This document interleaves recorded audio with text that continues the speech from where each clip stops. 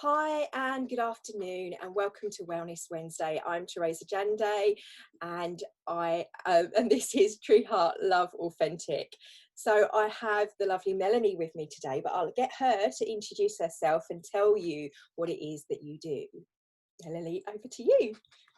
Okay, thank you. So yeah, my name is Melanie Blythe and I work with teams to help them enjoy work more, be better at what they do and appreciate each other more. So mainly in the business world and quite often with quite senior teams in mostly in sort of medium-sized companies with the CEO or the MD and their leadership team. So yeah, a team development consultant, I guess, is what I would call myself. I love that. I think that whatever they learn with you as well could probably transpire and be used in their own lives as well, I think. Oh, yes. That's been mentioned to me before. Yeah. A benefit on all levels there. Yeah. The next question is describe yourself in 3 words and why.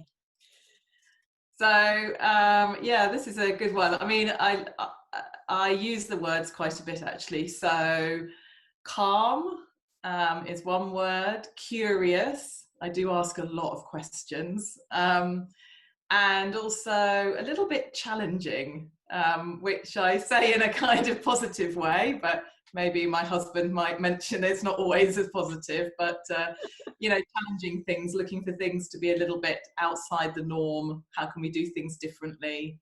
That sort of thing. Yeah, they're 3 words that I often use. I sort of have a fourth, which is really customer focused, and I like that because not so much always about me and my business, but actually how I help other people see who is the customer in everything they do, and therefore who are you trying to actually do this for, rather than it always just being about money. It's actually about people. So I quite like that as well. I have a fourth, sorry. Oh, that's brilliant. I love that. Obviously, I think it's the holistic way of doing business. And actually, when you said about questioning, inquiring, I think that's brilliant because it shows how that's how you find out. If you don't ask and actually find out about people and you're working with people. So I think that would be really relevant, as well as Yeah. actually challenging people to look at themselves at the same time, especially if you are being inquiring. I was Yeah. going to say next, what are you passionate about? But I'm assuming people is one of those. Yeah, very good. Yeah, Yeah. yeah. I'm definitely a people person. I'm passionate about people, but I'm passionate about people being able to develop themselves and learning, like continuous learning. So even when things are difficult, what can you take from it? When things have gone really well, what can you take from it? Just that continuous cycle, I think, makes us stronger and better people. And like you said, I mean, not just in the work environment, although that's where I help people mainly, but it absolutely then impacts the rest of their life as well. So yeah, you're totally right. Yeah. Yeah, well, I was going to say, it reminds me, I think that's come up a few times. They say lifelong learning is one of those top 10 things for people that live longer as well. And Yeah. I can pronounce the word longevity in people. So definitely good for our health too. Yeah, it kind of goes with that curious nature, doesn't it? It's like if you're constantly believing there's something more to find out, you're constantly challenging yourself to do that. Yeah. And yeah, they say that people who like learn languages, do Sudoku, that kind of thing, well into their old age, actually keep their brain more active and therefore live longer. So that's just one example of it. Yeah.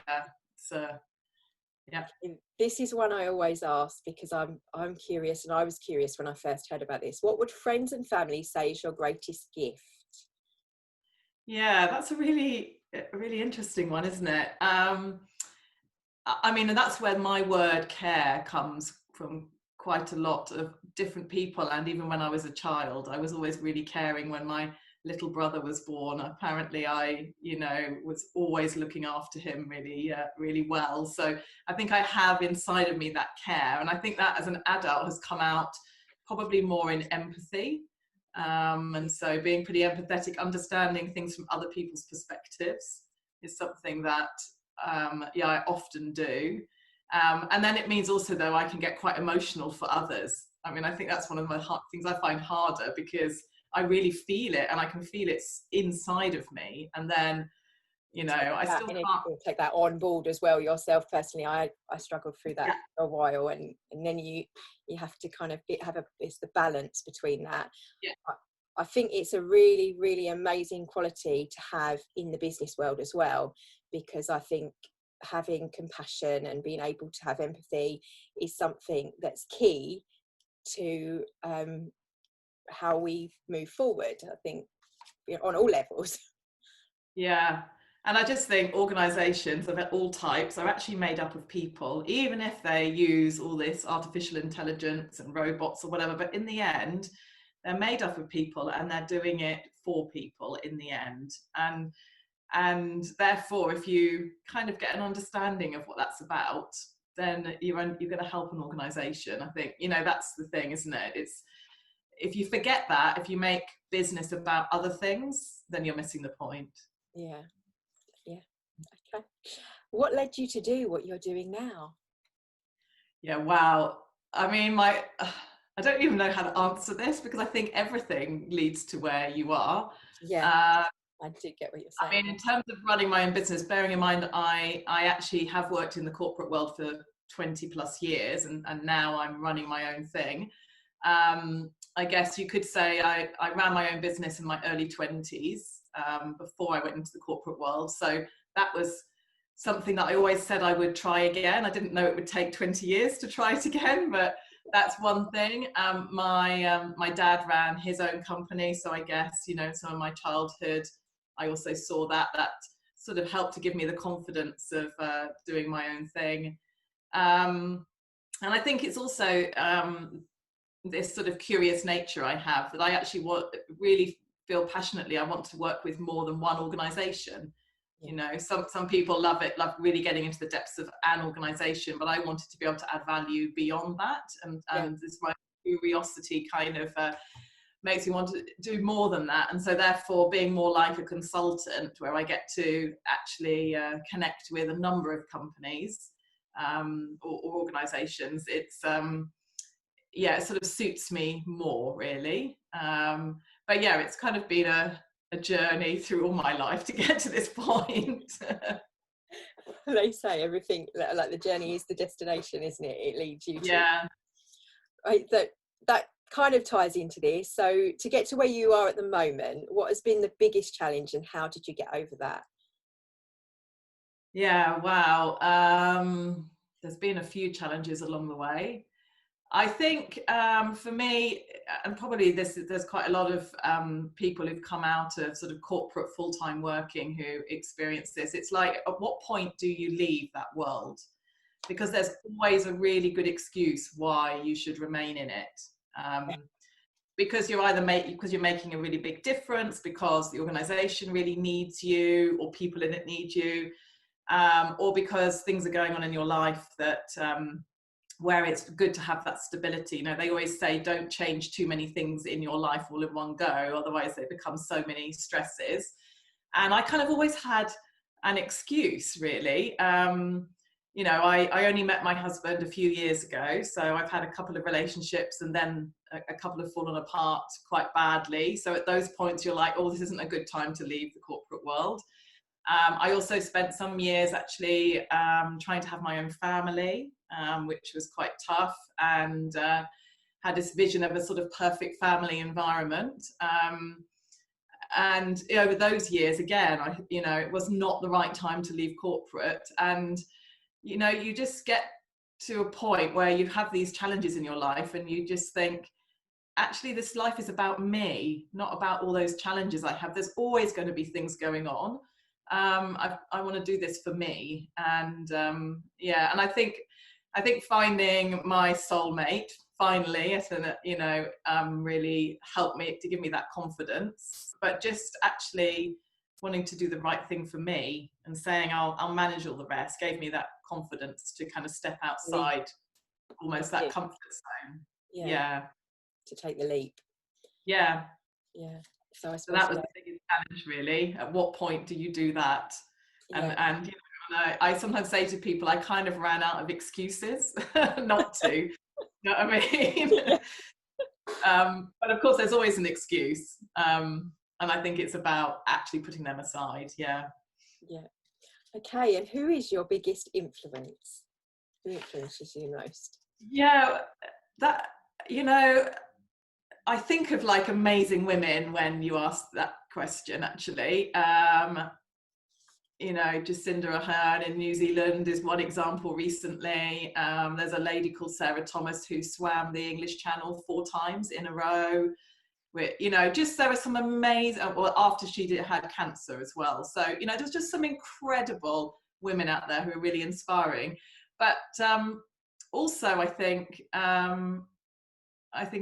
always think of my granddad as well, who was a very calm and collected and very kind man, but did incredibly well he worked for the Bank of England all his life and did really, really well and became quite senior.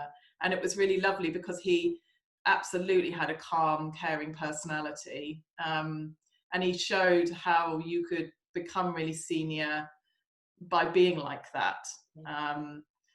And so I think he's had a massive influence too on me and what I believe you can achieve. So yeah, when I really think about it more in depth, that's who comes to mind. Yeah. I love that, because there's so many people that actually, especially women in corporate America, I don't know about here, you could probably answer to this more than I, because I've not really been part of that corporate world, that feel that they've had to take on that more masculinity and not have that, and almost sort of lose a bit of themselves to get ahead. And that mindset is what I think love to change. And you've already got that, because you've had that example from such a great man that had those, almost like the divine feminine side, the nurturing side, the kindness side, and had that within that world. Yeah. And there's an article actually that was written in a magazine by the Bank of England. It's a magazine called The Old Lady, which I think still exists today. And there was an article written in it. I think it was in the 50s. My granddad was reasonably senior at that time, and he recruited a woman into a quite senior managerial position. And it was the first time a woman had been recruited at that level in the Bank of England. And he did it. And there's an article about why he chose her. And I can't remember exactly what he said, but he basically said, because she's the best person for the role. I mean, like, no two ways about it. And I think that's kind of always stayed with me too, that it's not, you know, in those days, I'm sure it was, you know, there was a lot of gender uninclusiveness going on. But he just saw through all of that and just said, it's exactly the person who's right for the role. So The way it should be. exactly like you said, he had that kind of feminine or just empathetic touch to him that understood it, and also that he didn't have to follow what everyone else might have done and given it to someone from the old boys network or from, you know, their old school or whatever. He just did exactly the right thing, and I think that's really shone through. But you're totally right. I mean, that sort of the way people are in some environments has still not moved on, even from those days in some places. Well, I like that entrepreneurial spirit that he obviously had, of seeing and being more forward thinking, is really amazing, and it obviously has affected in how you are. So yeah, I think it really has. So yeah, really respect him. Yeah. cool. What's the first thing you do when you wake up?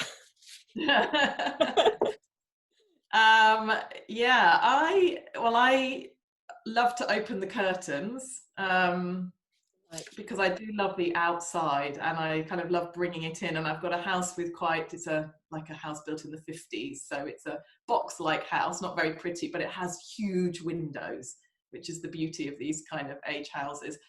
I do love opening those curtains up and almost like taking in the outside world, like taking a breath of the trees and of life outside. That's absolutely my sort of first thing I do. And then I normally have a cat meowing at me pretty quickly. So the next thing is to have a cuddle and feed the animals, which again is kind of quite nurturing, I think, you know, to remember that there's other things on this planet that we care for. And yeah, I always do those things before I even, often before I say good morning to my husband, but also before I even pick up my phone. I will absolutely do those things. Yeah. That's good. It's like connecting to that vitamin D as well, the light outside as well, first thing in that fix, I think. But yeah, the cats often wake me up in the morning. If you're having a bad or a challenging day, what do you do to get yourself in a better feeling place or to get back on track? Yeah, well, that probably is a similar thing. You know, cuddle an animal or get outside, I think, is probably what I would do. I mean, outside particularly, and even in the winter in bad weathers. And because of that, I often schedule that, or I normally schedule it in my day somewhere, because I kind of know that it re-grounds me so brilliantly. Be it a dog walk or a run, or just go out into the garden and take some breaths. I have a trampoline in my garden, and all our kids are grown up now, so it's not for them, it is for me. And if I'm feeling really quite stressed or het up or pressured, or just like I need to have a release, I go and bounce on that trampoline. And Love that. yeah, That's brilliant. I tell you, that totally sorts you out. But just like Leonardo da Vinci says about play and taking time to be in that moment is really good for you. Yeah. Have fun. Yeah, exactly. I lose to Peter. I could do with one in get our back garden. That kind of leads on to, what are the 5 things you do for in your life for your wellness and your self-care? I take it that being outside is the top of that list. Yeah.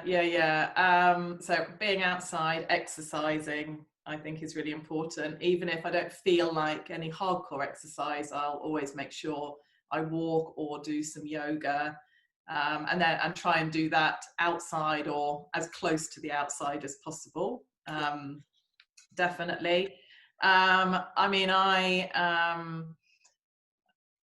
do love to have moments where I appreciate things and, you know, have some time for reflection. I've got it here actually. I have a little book I keep, my little pink moleskin book, which, you know, I write things in. I'm sure many of you have things like that. But yeah, so just to actually appreciate what is in life, and, you know, just also bring back some calmness sometimes. What else do I do? I mean, I treat myself sometimes, so I do love a bath, and often with a gin and tonic next to me. But, you know, like those little things, like the clinking of the glass in a lovely gin and tonic glass, yeah, that kind of thing. Just and really enjoy it. Yeah. Yeah. At the moment, I'm making mint tea with real mint from the garden, and you know, going out and picking it. And nice when stuff like that is fresh. I went with my mother-in-law. We went foraging, and we got wild fennel as well. So I've been mixed my tea, and we've got loads of lavender in our garden. So I've been making sleep tea as well. Oh, lovely! Really nice. Yeah, it is lovely just when it comes from the abundant outside, isn't it? You know, it's beautiful. Yeah.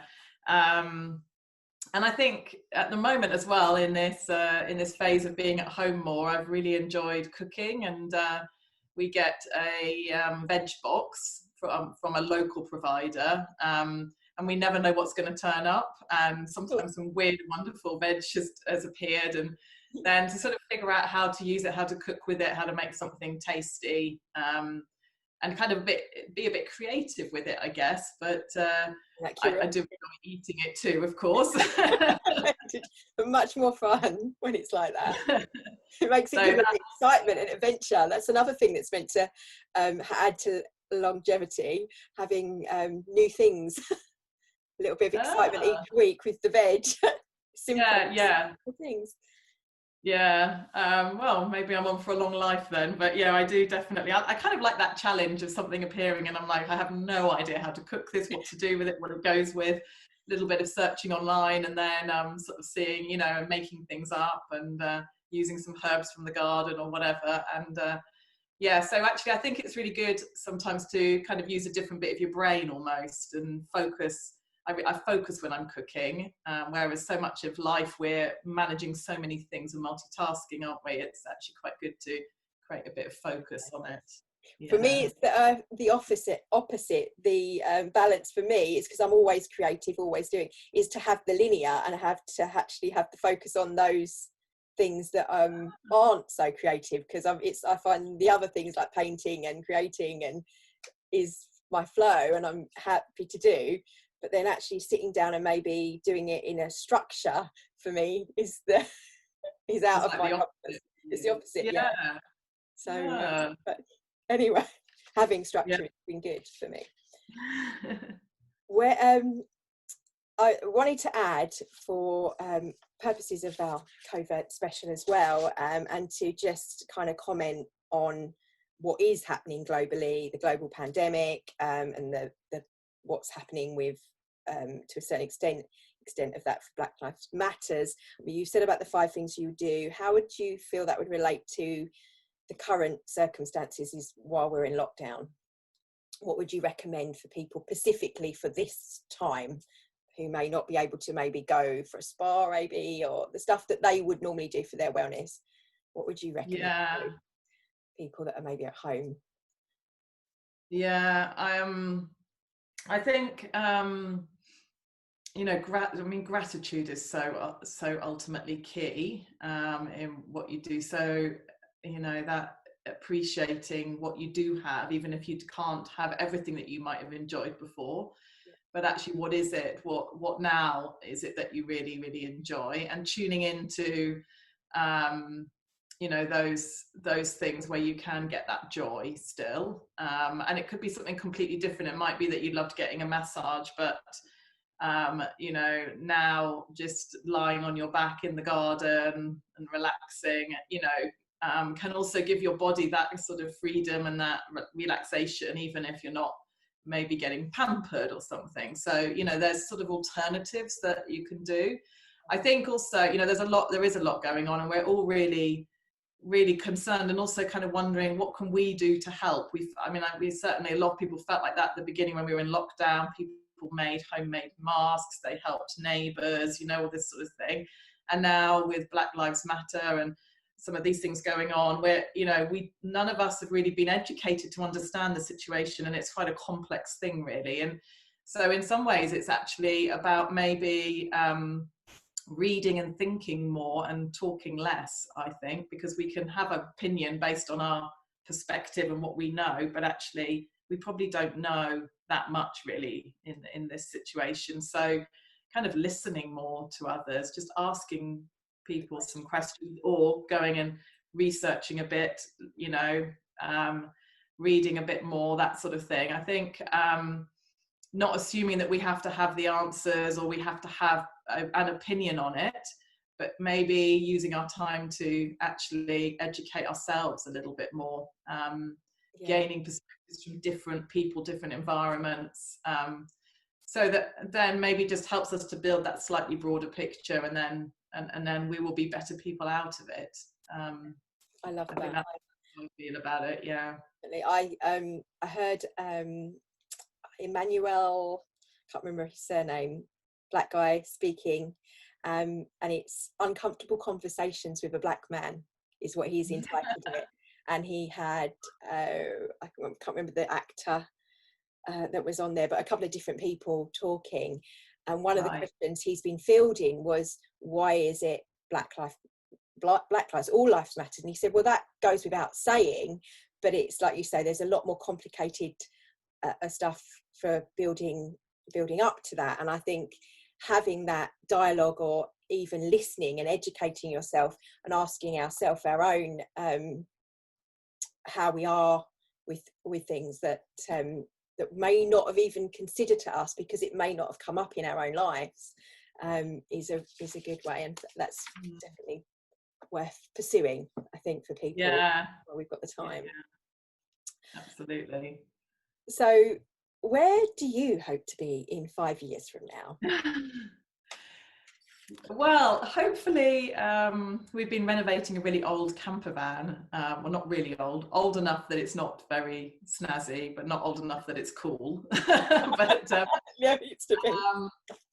we're practicing kind of making it livable and so that we can work out of it as well. And so kind of where I'd like to get to, and I think my husband shares some of this same dream too, is that we can actually travel and be experiencing lots of different places out of our camper van, but still being able to keep our businesses going as well.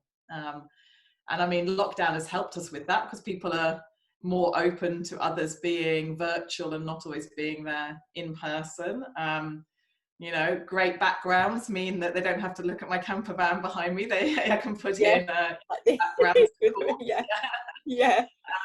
So yeah, kind of. So I mean, my dream in 5 years' time is that for at least 4 months of the year, at least equivalent to 4 months, we will be living out of a camper van rather than sort of in an office environment or at home, but still being able to actually add the value to my clients at that time and actually still run my business. So having that lovely balance, but then enjoying some new environments and getting to know cultures and that sort of thing. And also outreach to the companies globally that you can actually be working with as well.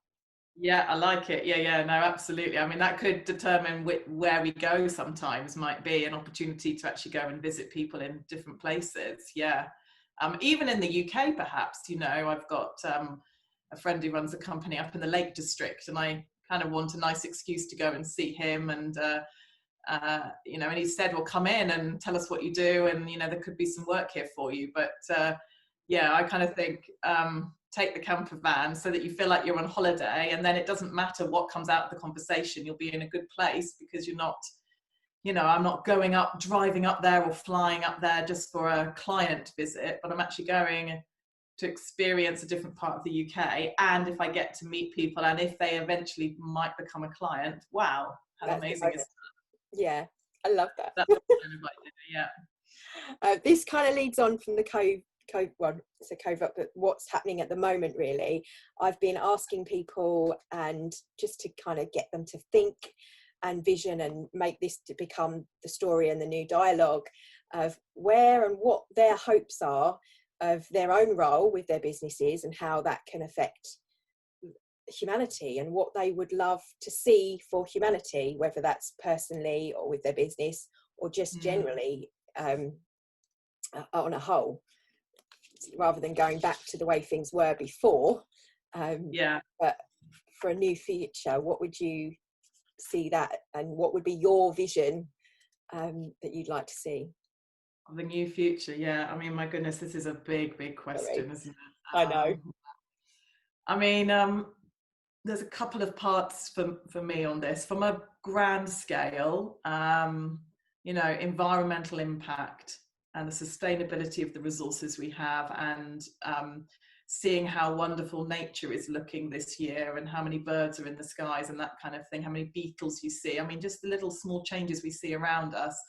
I really hope that our new normal will have a bit more of that in it and appreciate that. So that's kind of on the broader scale. And although, I mean, you can bring that right down to what you do every single person does day to day. But I think, you know, almost from a global perspective, I really hope there will be a catalyst for kind of nature, environment, sustainability in this whole pandemic. On a kind of more like, I don't know, local or more for me, I think, and what I've seen in quite a lot of organizations is people really putting out there quite a lot more around how they can care for people. You know, how people are coping with working while they're at home, while they're also homeschooling, while they're dealing with vulnerable relatives, while people they know might have contracted the illness. I mean, all those things are going on.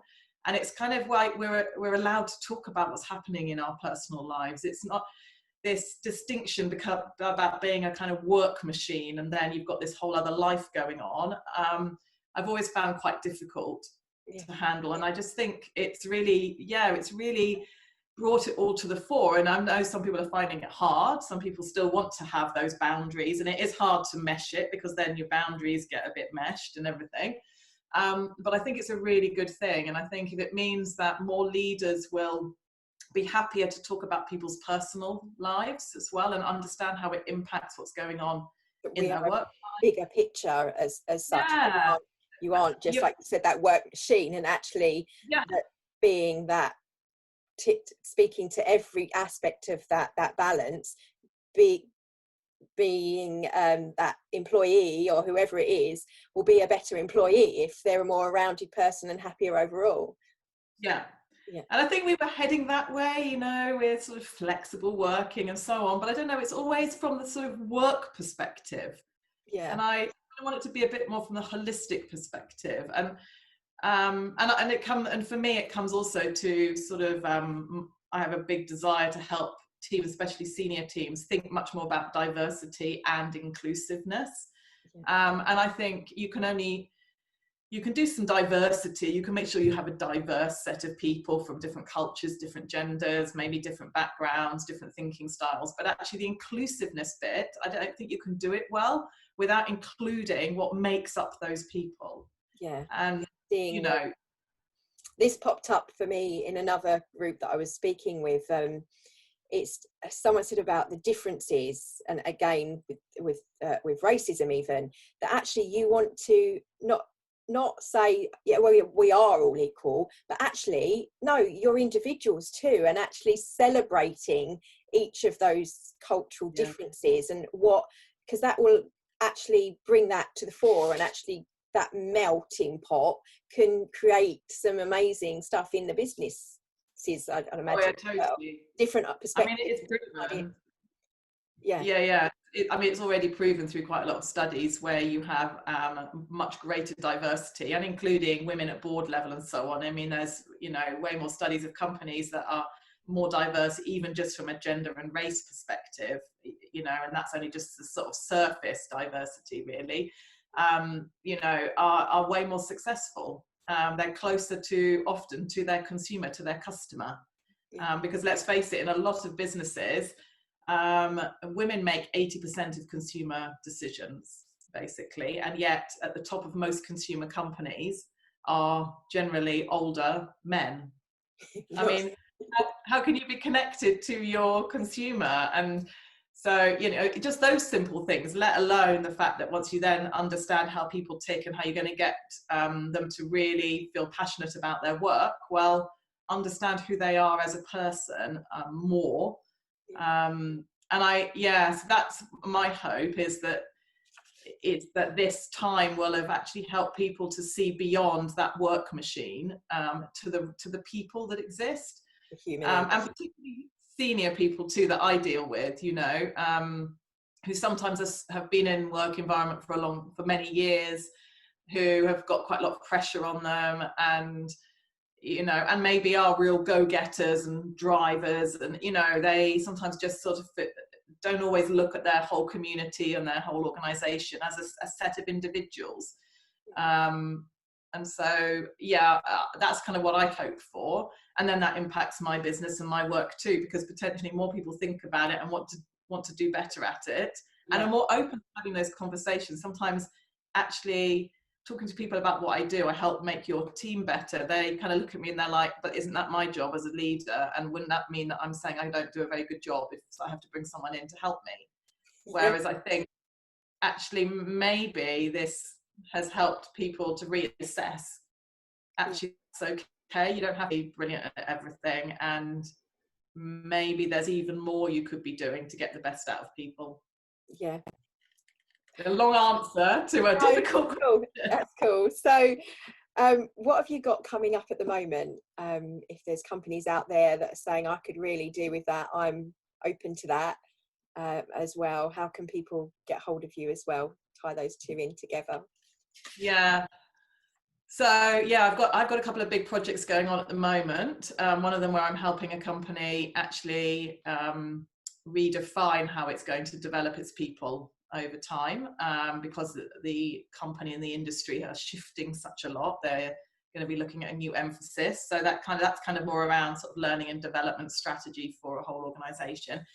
But also where I love working, and what I'm still doing with some clients, is working with senior teams. And particularly one of them I'm working with is really struggling with everybody being remote, how they can kind of continue to work really well together, knowing that actually this isn't going to come back quickly. And having the regular weekly face-to-face Monday morning meetings they used to have as a leadership team in a room together, probably we'll be lucky when we get that back next year, really. I mean, it's not going to happen quickly. So how they can do that remotely, how they can work together better remotely, and this particular company, I'm helping them on how they actually look at everything on their plate and prioritize together.